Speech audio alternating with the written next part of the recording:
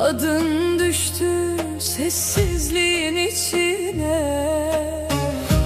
Bir bakışın vurdu kalbim derine. Canımı alıyor gül Kürt kızı.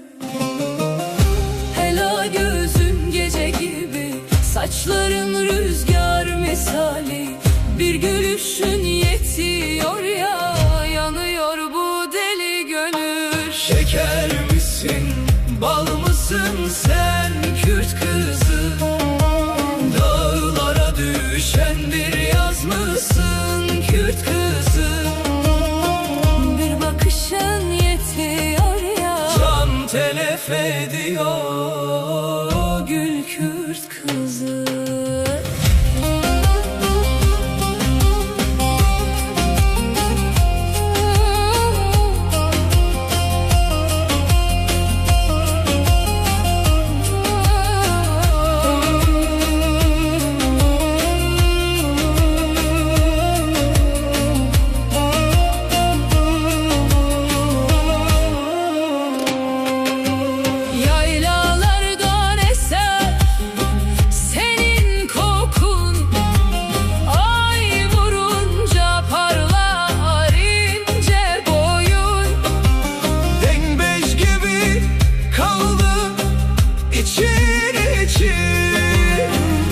Adını söyleyen her bir yolun Mardin yanar, Van yanar. Adını duyan divane olur, bir çift ela göz uğruna.